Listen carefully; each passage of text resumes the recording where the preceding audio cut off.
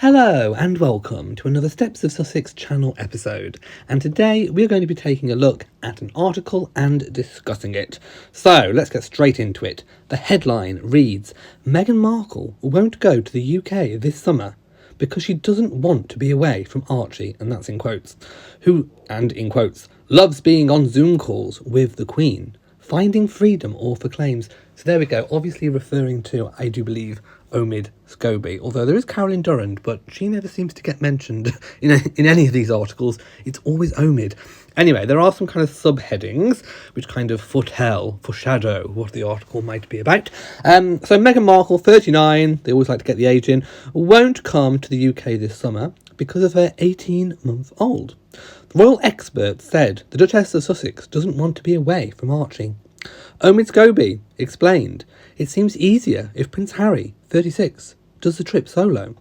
Meanwhile, he revealed that Archie loves being on Zoom calls with the family. Well, I think that should be a given, really, don't you think? Anyway, added the Duchess will likely send the Queen flowers for her 95th birthday. And it comes after a royal expert said it would be a snub if Meghan didn't come to the UK. Right, lots to digest, but we'll get straight into it and then I'll kind of stop and start as we go. So Meghan Markle won't come to the UK this summer because she doesn't want to be away from Archie. The author of her biography, Finding Freedom, has claimed, well, first of all, there is no evidence, proper evidence to say that Meghan actually orchestrated this biography that Omid Scobie and Carolyn Durand actually wrote and then later released. But anyway, the Duchess of Sussex, 39, who is currently living in her $14 million mansion in California, having stepped back from her royal duties last year, does not plan to accompany Prince Harry, 36, when he visits his family for the first time since Megxit, according to royal insiders. Right, well, first of all, they really like to keep mentioning the $14 million mansion in every single article. Yeah. Change the tune. And yes, we know they have stepped back from royal duties last year, again, having to mention it every single time. So they're kind of claiming, of course, next year there are a few kind of royal things coming up. We have Prince Philip's 100th birthday. We have the unveiling of the Diana statue, which of course was commissioned by brothers William and Harry in equal parts. It really is a joint royal baby for them. And then, of course, we have the annual Queen's official birthday celebrations for Trooping the Colour, which we're still not sure is going ahead. It's planned to go ahead as normal, but of course, COVID permitting, of course, things may be subject to change, is what I'm trying to say. And of course, COVID at the moment, there is lockdown currently here in the UK, so travel to and from, out of the country, into the country, is not as easy as it was.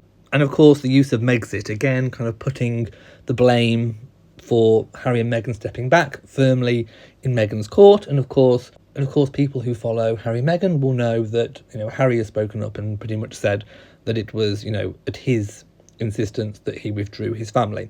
Anyway, Omid Scobie said current travel plans were up in the air. Well, that is true, due to the COVID-19 crisis, but that it is easier for the Duke to do the trip solo. Well, I do kind of have some thoughts on that. I do think, even with COVID, I do think that Meghan would like to accompany Prince Harry on whatever duties or formalities he undertake here in the UK, I'm especially thinking of the Diana statue, because this is something that's going to be really emotional for Harry and William.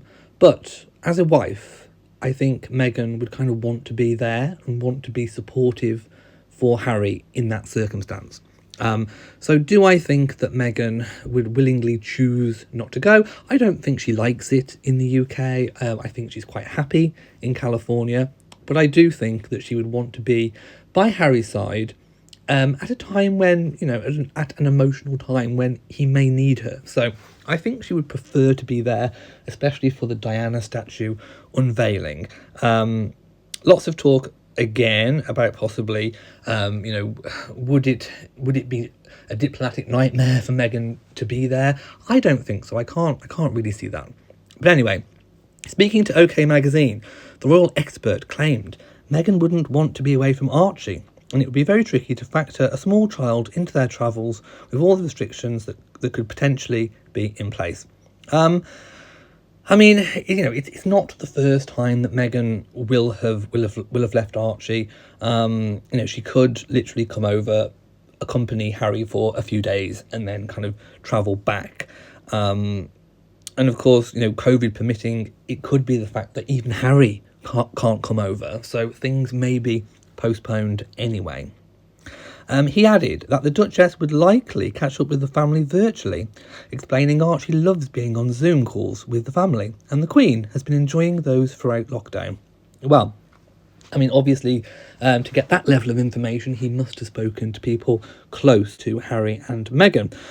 But yeah, there has been talk of lots of the Queen's grandchildren, great-grandchildren, all kind of communicating via Zoom. And the Queen, is said to have enjoyed all of these interactions. But nothing kind of beats in person, I think. So while Meghan could potentially be missing several events in the UK, including the Queen's birthday and the unveiling of the Diana statue, Omid said the royal would still make an effort with those occasions. He explained, "I'm sure Meghan will send the Queen some gorgeous flowers for her birthday and also get Archie to help her with the card." Well, I mean, these are kind of things that you would kind of expect anyway. It doesn't really take a genius to make those predictions. And, his language, "I'm sure Meghan will send the Queen some gorgeous flowers," doesn't seem like he actually knows with regards to that. So his comments come to royal expert Nigel Cawthorne. Again, so many usage of the words royal expert. And of course, Harry did take a swipe.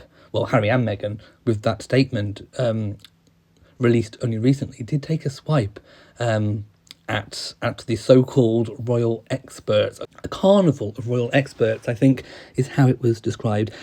Anyway, author of the book Prince Andrew said the decision not to travel to the UK would be a snub from the Duchess and would cast a dark shadow over the firm's summer celebrations. Well, I mean, I've heard different points of view. Some people saying that if she came, it would be kind of an awkward moment. But then if she didn't come, it would be a snub. It seems like she's not going to win either way. However, like I say, I will stick with my original thoughts that I think Meghan would actually like to be by Prince Harry's side, in particular for the Diana statue unveiling. However, there may be circumstances where it's not suitable to travel, even for Prince Harry.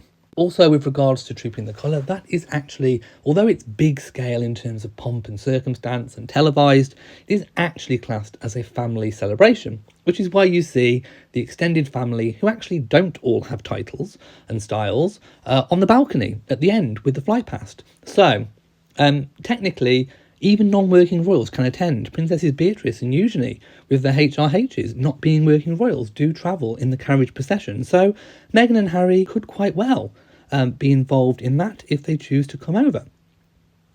He claimed if Meghan decided not to attend for no reason, it would indeed be a snub to her royal in-laws and mark a nadir in the relations between the royal family and the Sussexes. Following the news that Meghan is unlikely to return to the UK this summer, sources have been at pains to stress that her tentative decision not to accompany her husband is for personal and practical reasons and is not in any way being construed as a snub. First of all, we don't have actually any official information, any official confirmation from Harry and Meghan as to whether they're going to attend any of these events anyway. But it says, if she decides not to travel, it will save royal officials something of a diplomatic headache. Well, I don't think it would be a diplomatic headache, but anyway.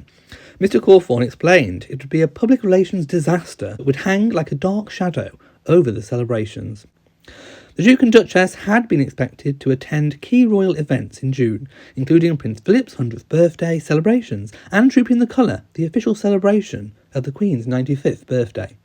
Prince Harry is also due in the UK in July for the long-awaited unveiling of the statue that he and William commissioned in memory of Diana at Kensington Palace. But there has been widespread quiet concern that the couple's involvement in the larger family events and the inevitable public and media furore that would surround their appearance could detract from the significance of such key occasions. Speaking last week, a source said Meghan's choice not to travel was a personal and practical decision for the couple. Again, I reiterate, we have no official confirmation as to what Meghan has decided. Another added, Her Majesty made very clear when they left the UK that Harry and Meghan were still much loved members of her own family and would be very welcome to attend family events. That still holds true. Well, that is true. She did make that perfectly clear in the statement. Practically, however, it comes with the need for a certain amount of diplomacy. There is still a great deal of distance between Harry and many family members, particularly his brother. No one wants a repeat of the Commonwealth service. Well, of course, many people noticed the tensions. They were quite palpable at the last Commonwealth Day service, and I'm sure nobody would like a repeat of that. Obviously, that refers to the Sussex's final official engagement at Westminster Abbey last March, which saw Harry and William barely acknowledge each other. Such was the depth of their rift, which is far from healed. Well, again, that's paper talk. We don't know what's going on behind the scenes. I imagine they've spoken, and if the reports are true that they've engaged in Zoom conversations, perhaps a little bit of distance between the brothers has actually helped to thaw things. Anyway, it will be the first time that Harry has seen any of his family since quitting royal duties to pursue lucrative business deals abroad. Well, maybe not the first time he's seen them if he's been doing Zoom calls, but in person. That would be true.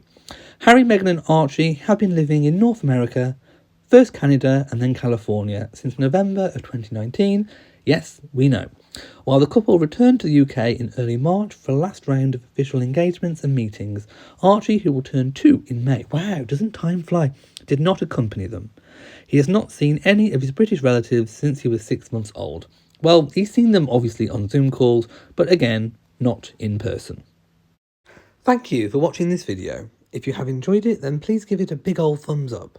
Don't forget to share on social media, and also hit the notification bell so that you know whenever I upload a new video. Also, please do remember to subscribe to the channel. So, from me in Shropshire, goodbye.